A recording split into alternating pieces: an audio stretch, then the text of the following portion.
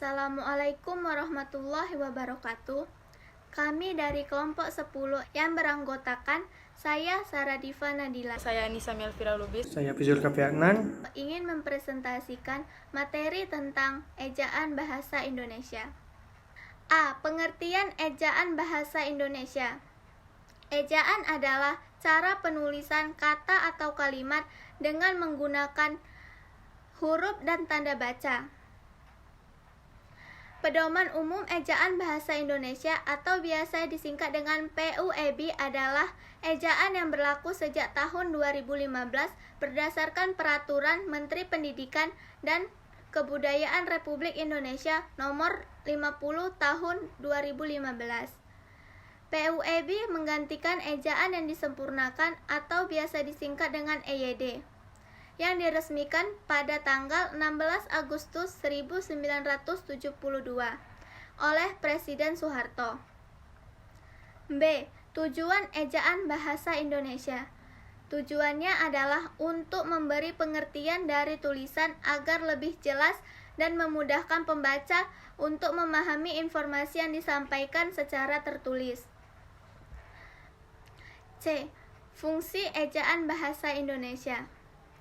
Sebagai landasan pembukuan tata bahasa, sebagai landasan kosakata dan peristilahan, sebagai alat penyaring dari masuknya unsur-unsur lain baik kosakata maupun istilah ke dalam bahasa Indonesia. D. Perkembangan ejaan bahasa Indonesia. Yang pertama, ejaan Van Ophusen. Ejaan ini ditetapkan pada tahun 1901. Ejaan ini menetapkan bahasa Melayu dengan huruf Latin, yang dirancang oleh C.H.A. Van Ophusen, dibantu oleh Engku Nawawi, Gelar Sultan Mamur, dan Muhammad Taib Sultan. Aturan dan contohnya yaitu huruf Y ditulis dengan J, contohnya sayang menjadi sajang. Yang kedua, huruf U ditulis dengan OE, contohnya umum ditulis menjadi oemum. Dan yang ketiga, huruf J ditulis dengan DJ, contohnya raja menjadi ratja. Yang kedua, ejaan republik atau ejaan Suwandi. Ejaan Suwandi atau yang dikenal dengan ejaan republik ini diresmikan pada tanggal 19 Maret 1947 untuk menggantikan ejaan Van Ophusen. Penyusunnya adalah Mr. Raden Suwandi yang waktu itu menjabat sebagai Menteri Pendidikan, Pengajaran, dan Kebudayaan. Ruang dari ejaan Suwandi terletak pada penggunaan diftongnya. 3. Ejaan pembaruan. Prof. M. Nyamin menyarankan agar ejaan Suwandi disempurnakan. Ejaan pembaruan diresmikan pada tahun 1954 untuk menggantikan yang sebelumnya. Pembaruan yang disarankan oleh panitia yang diketuai oleh Pri Jono dan Eka Topo antara lain satu huruf dan satu diftong. Ai, ou, dan oi dieja menjadi ai, au, dan oi. Contohnya, sungai menjadi sungai, kerbau menjadi kerbau. Yang keempat, ejaan Melindo atau Melayu Indonesia. Ejaan ini dikenal pada akhir tahun 1959 dalam Perjanjian Persahabatan Indonesia dan Malaysia. Pembaharuan ini dilakukan karena ada beberapa kosakata yang dapat menyulitkan penulisnya. Rumus sidang ini adalah Slamet Mulyana dan Syed Nasir bin Ismail. Namun, rencana peresmian ejaan bersama tersebut gagal dikarenakan adanya konfrontasi Indonesia dengan Malaysia pada tahun 1962. Yang kelima, ejaan yang disempurnakan atau EYD. Berlaku sejak 23 Mei 1972. Ejaan yang disempurnakan merupakan ejaan yang paling masyhur dan paling awet digunakan. Aturan dan contohnya, yang pertama, diresmikan pemakaian huruf F, V, X, Z, Q.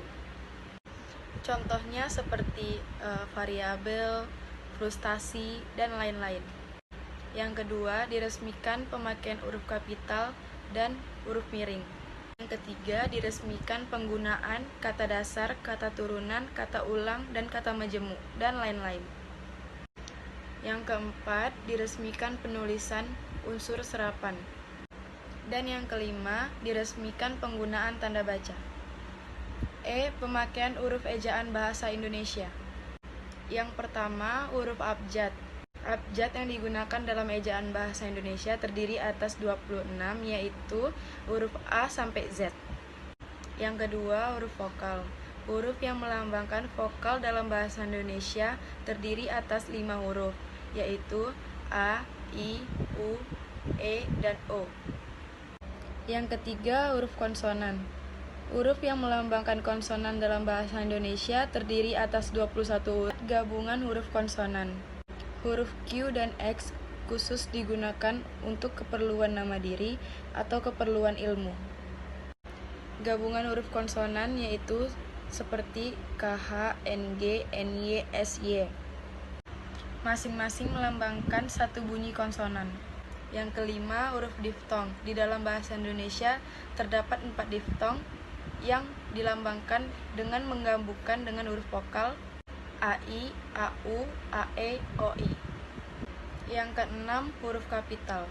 Huruf kapital dipakai sebagai huruf pertama awal kalimat, dipakai pada awal kalimat dalam petikan langsung, dipakai pada huruf pertama kata nama agama, kitab suci dan Tuhan, dipakai sebagai huruf pertama nama gelar, keturunan dan keagamaan, dipakai sebagai unsur nama jabatan, dipakai sebagai huruf pertama nama bangsa dan bahasa, dipakai huruf pertama nama tahun, bulan dan hari, dan lain-lain. Yang ketujuh, huruf miring, dipakai untuk menuliskan judul buku, nama majalah, atau nama surat kabar, dipakai untuk menegaskan huruf, bagian kata atau kelompok kata dalam kalimat, dipakai untuk menuliskan kata atau ungkapan dalam bahasa daerah atau asing. Yang ke-8, huruf tebal, dipakai untuk menegaskan bagian tulisan yang sudah ditulis miring, dipakai untuk menegaskan bagian-bagian karangan. F. Pemakaian kata ejaan bahasa Indonesia. Kata dasar. Kata dasar ditulis sebagai satu kesatuan, misalnya, saya pergi ke sekolah. Kata berimbuhan. Satu, imbuhan. Awalan, sisipan, akhiran, serta gabungan. Awalan dan akhiran ditulis rangkaian dengan bentuk dasarnya. Contoh, berjalan. 2. Bentuk terikat, ditulis serangkai dengan kata mengikutinya. Contoh, antar kota. Bentuk ulang. Bentuk ulang ditulis dengan menggunakan tanda hubung garis di antara unsur-unsurnya. Contoh, anak garis anak atau anak-anak. Gabungan kata. 1. Unsur gabungan kata yang lazim disebut kata majemuk, termasuk istilah khusus, ditulis terpisah. 2. Gabungan kata yang dapat menimbulkan salah pengertian ditulis dengan membubuhkan tanda hubung. 3. Gabungan kata yang penulisannya terpisah tetap ditulis terpisah jika mendapat awalan atau akhiran. 4. Gabungan kata yang dapat awalan dan akhiran sekaligus ditulis serangkaian. Contoh, dilipat gandakan, pertanggungjawaban. 5. Gabungan kata yang sudah pada ditulis serangkaian, misalnya kacamatan. Bagaimana? Pemenggalan kata. A. Jika tengah kata terdapat huruf vokal yang berurutan, pemenggalan kata dilakukan di antara kedua huruf vokal, yaitu contoh buah, main. B. Huruf diftong.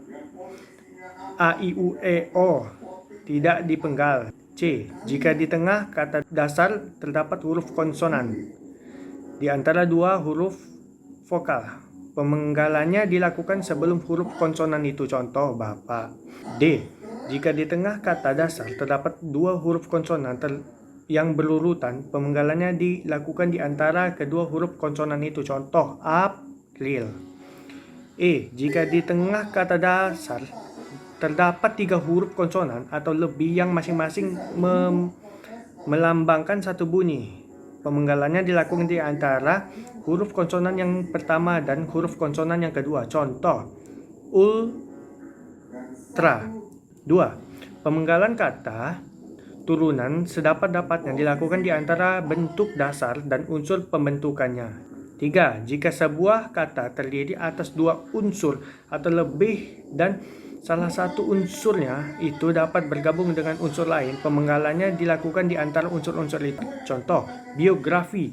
4. Nama orang yang terdiri atas 2 unsur atau lebih pada akhir baris dipenggal di antara unsur-unsurnya, 5. Singkatan nama diri dan gelar yang terdiri atas 2 huruf atau lebih tidak dipenggal. Contoh, ia bekerja di DLLAJR. Partikel. Pertama, partikel lah, kah, dan tah ditulis rangkaian dengan kata yang mendahulunya. Partikel pun ditulis terpisah dari kata yang mendahulunya. Contoh, apapun permasalahan yang muncul, dia dapat mengatasinya dengan bijaksana. 3. Partikel per yang berarti demi, tiap, atau mulai ditulis terpisah dari kata yang mengikutinya. Singkatan dan akronim. Yang pertama, singkatan nama orang atau gelar atau sapaan jabatan. Kedua, singkatan yang terdiri atas huruf awal setiap kata nama lembaga pemerintahan dan ketatanegaraan. Contoh, NKRI, Negara Kesatuan Republik Indonesia. 3. Singkatan yang terdiri atas 3 huruf atau lebih diikuti dengan tanda titik. Contoh, DLL dan lain-lain. Keempat, singkatan yang terdiri dari 2 huruf yang lazim dipakai dalam surat menyurat. Contoh, AN, atas nama. 5. Lambang kimia, singkatan satuan ukuran takaran timbangan. Contoh, cm, cm. 6. Akronim nama diri yang terdiri atas huruf awal setiap kata ditulis dengan huruf kapital tanpa tanda titik. Contoh, LAN, Lembaga Administrasi Negara. 7. Akronim nama diri yang berupa gabungan suku kata atau gabungan huruf dan suku kata dari deretan kata yang ditulis dengan huruf awal kapital. Contoh, Bulog, Badan Urusan Logistik. 8. Akronim buku nama diri yang berupa gabungan huruf awal dan suku kata atau golongan suku kata ditulis dengan huruf kecil. Contoh, Iptek, Ilmu Pengetahuan Teknologi. Angka dan bilangan. Angka Arab atau angka Romawi lazim dipakai sebagai lambang bilangan atau nomor di bilangan dalam teks yang dapat dinyatakan dengan 1 atau 2 kata ditulis dengan huruf kecuali jika dipakai secara berurutan seperti dalam perincian. 2. A. Bilangan pada awal kalimat ditulis dengan huruf. 3. Angka dipakai untuk menyatakan ukuran panjang, berat, luas, isi, dan waktu serta nilai uang. 4. Angka dipakai untuk menomori alamat serta jalan, rumah, apartemen, atau kamar. 5. Angka dipakai untuk menomori bagian karangan atau ayat kitab suci.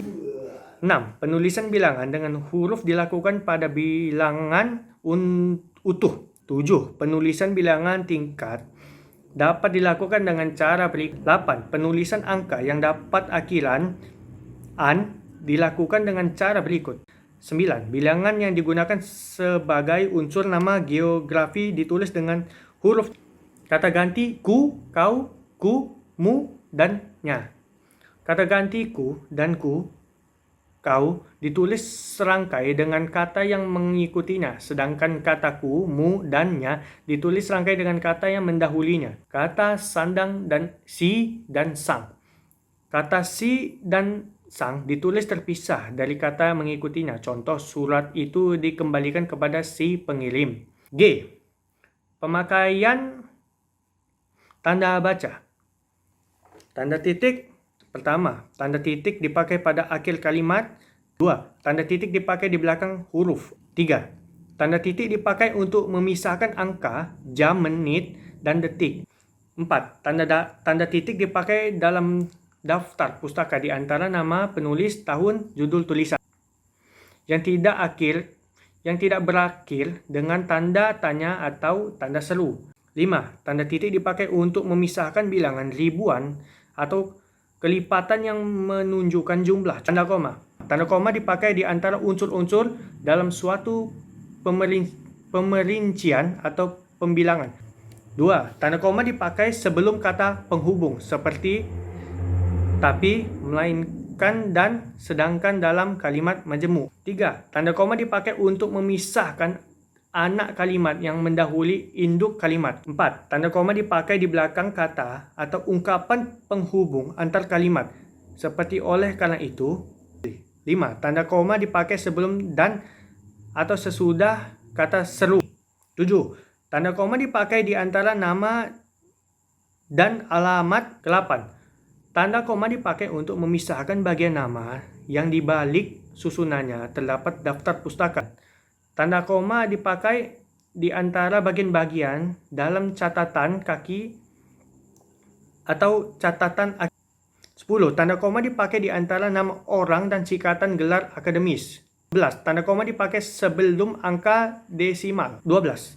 Tanda koma dipakai untuk mengapit keterangan tambahan atau keterangan aposisi. 13. Tanda koma dapat dipakai di belakang keterangan yang dapat pada awal kalimat untuk menghindari salah baca. Tanda titik koma dapat dipakai sebagai pengganti kata penghubung. Yang kedua, tanda titik koma dipakai pada akhir perincian yang berupa klausa. Yang ketiga, tanda titik koma dipakai untuk memisahkan bagian-bagian pemerincian dalam kalimat. Tanda titik 2. Tanda titik 2 juga terbagi 3. Pertama, digunakan pada akhir suatu pernyataan lengkap yang diikuti rangkaian. Yang kedua, digunakan sesudah kata atau ungkapan yang memerlukan perincian. Yang ketiga, dapat digunakan dalam naskah drama sesudah kata yang menunjukkan pelaku dalam percakapan. Tanda hubung. Yang pertama digunakan untuk menyambung suku kata yang terpisah oleh pengganti baris.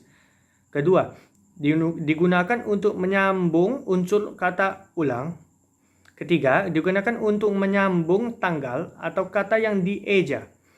4. Digunakan untuk merangkai se dengan kata berikutnya yang dimulai dengan huruf kapital. Tanda pisah.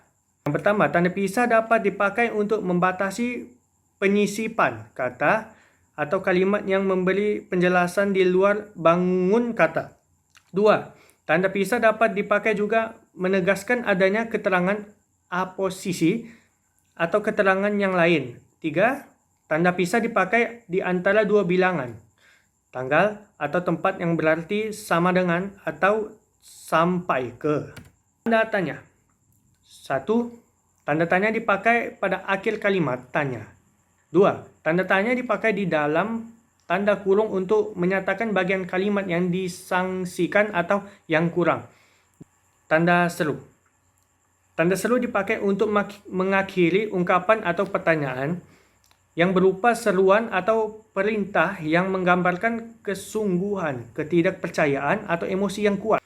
Tanda elipsi terbagi pada dua penjelasan. Yang pertama, tanda elipsi dipakai untuk menunjukkan bahwa dalam suatu kalimat atau kutipan ada bagian yang dihilangkan. Kedua, tanda elipsi dipakai untuk menulis ujaran yang tidak selesai dalam dialog. Pedoman umum ejaan bahasa Indonesia. Tanda petik memiliki 3 penjelasan. Yang pertama, tanda petik dipakai untuk mengapit petikan langsung yang berasal dari pembicaraan, naskah atau bahan tertulis lain. 2. Tanda petik dipakai untuk mengapit judul, sejak, lagu, film, sinetron, artikel, naskah atau bab buku yang dipakai dalam kalimat. 3. Tanda petik dipakai untuk mengapit istilah ilmiah yang kurang dikenal atau kata yang mempunyai arti khusus. Tanda petik tunggal. Pertama, tanda petik tunggal dipakai untuk mengapit petikan yang terdapat dalam petikan lain. 2. Tanda petik tunggal dipakai untuk mengapit makna, terjemahan atau penjelasan kata atau ungkapan. Tanda kurung. Tanda kurung memiliki 4 pengertian. Tanda kurung dipakai untuk mengapit tambahan, keterangan atau penjelasan. Kedua, tanda kurung dapat untuk mengapit keterangan atau penjelasan yang bukan bagian untuk kalimat. Ketiga, tanda kurung dipakai untuk mengapit huruf atau kata yang keberadaannya di dalam teks dapat dimunculkan atau dihilangkan. 4. Tanda kurung dipakai untuk mengapit huruf atau angka yang digunakan sebagai penanda pemerincian. Tanda kurung siku. Kurung siku dipakai untuk mengapit huruf kata atau kelompok kata sebagai koreksi atau tambahan atau kesalahan atau kekurangan di dalam naskah asli yang ditulis orang lain. 2. Tanda kurung siku dipakai untuk mengapit keterangan dalam kalimat penjelasan yang terdapat dalam tanda kurung. Tanda garis miring. Pertama, tanda garis miring dipakai dalam nomor surat.